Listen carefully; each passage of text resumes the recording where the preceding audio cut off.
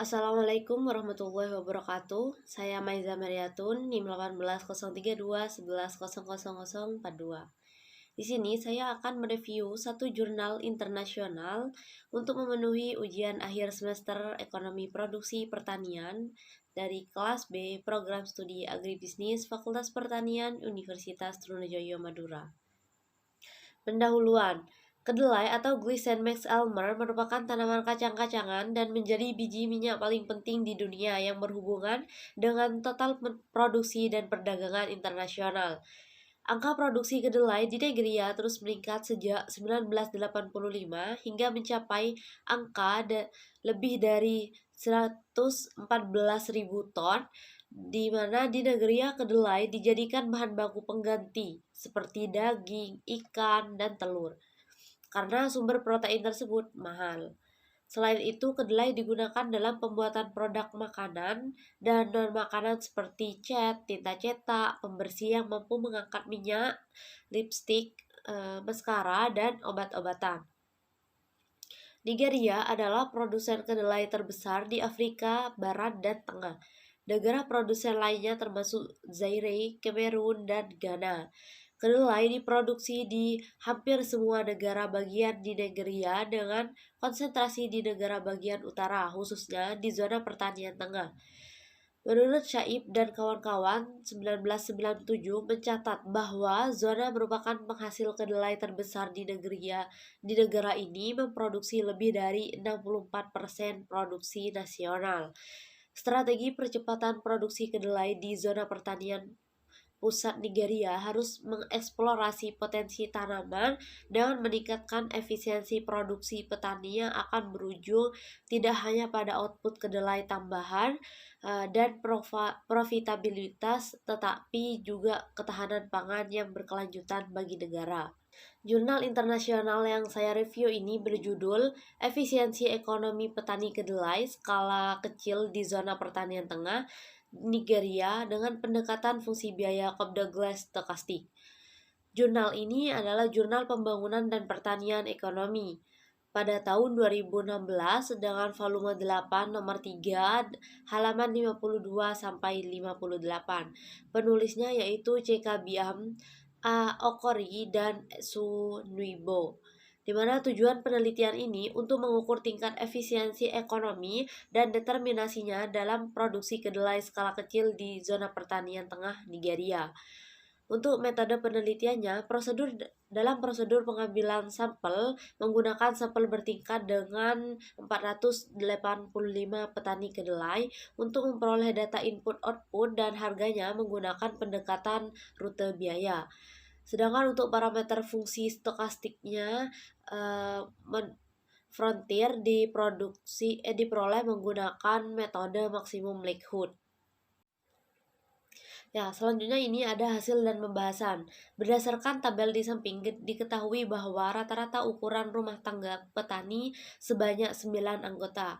86,6% mayoritas petani berjenis kelamin laki-laki, sebagian besar sudah menikah. Hasil penelitian menunjukkan bahwa petani sampel memiliki rata-rata pendapatan usaha tani per tahun sebesar N280 185,58 dengan rata-rata pendapatan di luar usaha tani sebesar N114.683,52. Hasil aksesibilitas kredit menunjukkan bahwa sebagian besar 71,8% petani kedelai tidak memiliki akses kredit. Kurangnya akses kredit oleh petani dapat mengurangi efisiensi mereka dengan membatasi pengadaan input pertanian dan informasi yang dibutuhkan untuk meningkatkan produktivitas. Selanjutnya, estimasi fungsi biaya Cobb Douglas stokastik, di mana koefisien estimasi variabel menunjukkan bahwa tingkat upah sebesar 0,64, harga benih 0,78, dan harga bahan kimia pertanian sebesar min 0,04 signifikan pada taraf 1%, sedangkan harga pupuk 0,15 dan output 0,11 signifikan pada taraf 5%. Semua variabel independen yang termasuk dalam fungsi biaya ditemukan signifikan. Hal ini menunjukkan pentingnya variabel-variabel tersebut dalam struktur biaya petani tingkat upah sebesar 0,64 dan harga benih 0,78, sangat nyata pada taraf 1%. Hal ini menunjukkan bahwa biaya produksi kedelai di wilayah studi meningkat sebesar 0,4 dan 7,8% seiring dengan kenaikan harga upah dan benih masing-masing sebesar taraf 1%. Kemungkinan maksimum parameter dan fungsi biaya perbatasan Copdoglass untuk kedelai di zona pertanian tanah Nigeria ditunjukkan pada tabel 2, di mana sigma kuadrat sebesar 2 sama dengan 0,78 tinggi dan signifikan pada tingkat 1%. Probabilitas yang menunjukkan kebaikan, kecocokan, dan kebenaran dari asumsi yang ditentukan dan distribusi.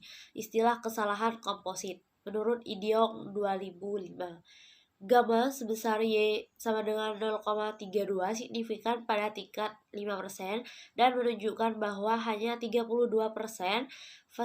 variabilitas output petani kedelai yang tidak dijelaskan oleh fungsi tersebut karena inefisiensi ekonomi.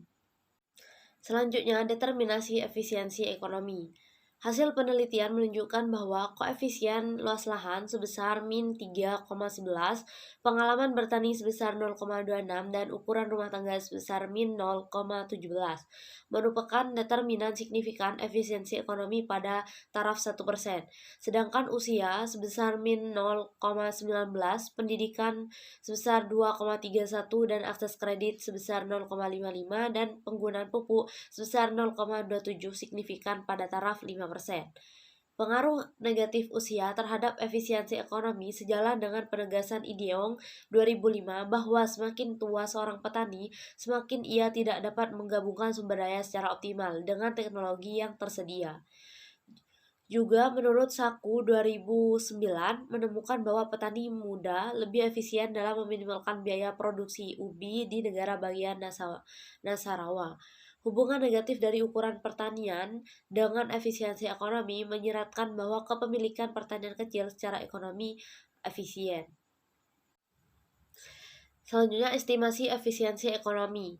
Hasil distribusi frekuensi estimasi efisiensi ekonomi yang disajikan pada tabel 4 menunjukkan bahwa efisiensi ekonomi berkisar antara 0,10 hingga 0,99 dengan rata 0,52. Hasil ini menunjukkan bahwa rata-rata petani di wilayah studi untuk mencapai tingkat petani yang paling hemat biaya akan menghemat biaya sebesar 47% dalam kurung 1 sampai 0,52 per 0,99, sedangkan petani yang paling tidak efisien akan menghemat 90%,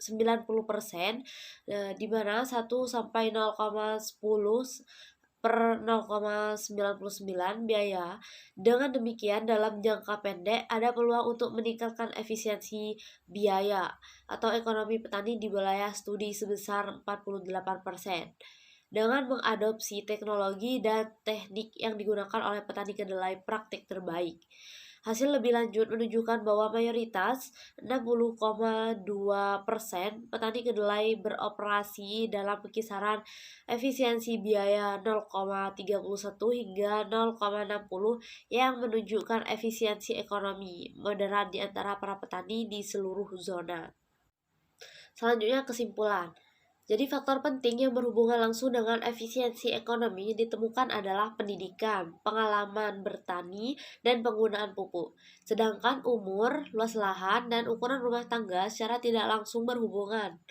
Pendidikan, pengalaman bertani, akses kredit, dan penggunaan pupuk secara signifikan dan positif berhubungan dengan efisiensi ekonomi. Tidak ditemukan hubungan yang signifikan antara efisiensi ekonomi dan kontak penyuluhan dan keanggotaan asosiasi petani. Direkomendasikan bahwa kebijakan yang akan meningkatkan tingkat efisiensi ekonomi petani diarahkan pada peningkatan tingkat pendidikan dan kemudahan akses kredit dan pupuk.